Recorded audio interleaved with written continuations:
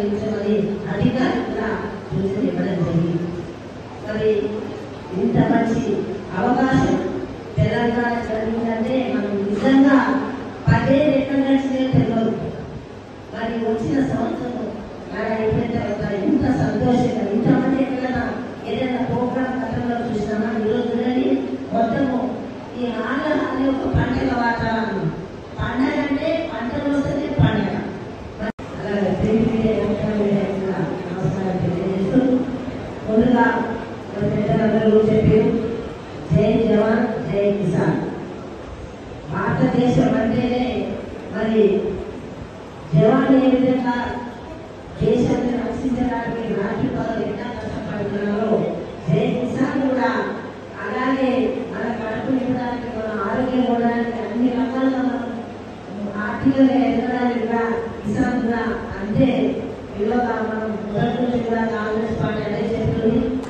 ముఖ్యంగా ఈ కార్యక్రమం ఇంత ఆనందంగా ఇంత సంతోషంగా చేసుకుంటున్నారంటే మన రాష్ట్ర ముఖ్యమంత్రి రేవంత్ రెడ్డి గారికి అలాగే రెవెన్యూ మంత్రి పొంగులేటి శ్రీనివాస్ రెడ్డి గారికి మన జిల్లా పెద్దలు రాజేశ్వర గారికి ఇన్ఛార్జి సురేఖమయ్య గారికి ఉత్తర కుమార్ గారికి మిగతా కేంద్ర మంత్రులందరూ కూడా కృతజ్ఞతలు తెలియజేసుకుంటూ మొట్టమొదటిగా మన సంఘానికి కాన్స్టిట్యూన్సీలో ఈ భూమాత పెట్టడం చాలా సంతోషం.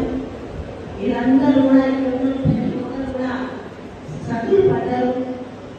ఈ బాధలు అన్నీ కూడా ఎవరైనా అంటే భారత్ జోడో యాత్రలో రాహుల్ గాంధీ గారు మన రాష్ట్రానికి వచ్చినప్పుడు ఇక్కడ ఉన్న సమస్యలు అంటే ఒక్క సమస్య కాదు, రైతు గురించి విన్నాడు, విద్యార్థి గురించి సమస్యలు తెలుసుకొని మరి ఆ రోజు సూచించిన విధంగానే తెలంగాణ రాష్ట్రంలో కాంగ్రెస్ పార్టీ రాగానే మన ముఖ్యమంత్రి గారు రాహుల్ గాంధీ గురించిన ప్రతి ఒక్కరు కూడా చూసా చెప్పకుండా ప్రజలకు తీసుకెళ్ళడం జరుగుతుంది. ఇది చాలా భూతమైపోయింది. ధరణి వచ్చిందంటే మన తెలంగాణ రాష్ట్రమే దరిద్రం వచ్చినట్టే మనం పిల్లలం. ఎందుకంటే ఏడిపోయినా ఇప్పుడు యంత్రాలు ఏం చేస్తుంది, గవర్నమెంట్ ఏజీఓ ఇస్తే మనకు చేస్తారంటే వాళ్ళ చేతిలో ఏది గత ప్రభుత్వంలో. కాబట్టి మీ అందరికీ తెలిసిన ఆ ప్రభుత్వం నుంచి ఎంత మాట్లాడినా మనకు వచ్చేది పోయేది. కాబట్టి ఇప్పుడున్న దాని గురించి మాట్లాడుకుందాం. మరి వాళ్ళు కలెక్టర్ దగ్గర పోయినా ఓడుకోమన్నా ఎవరి దగ్గర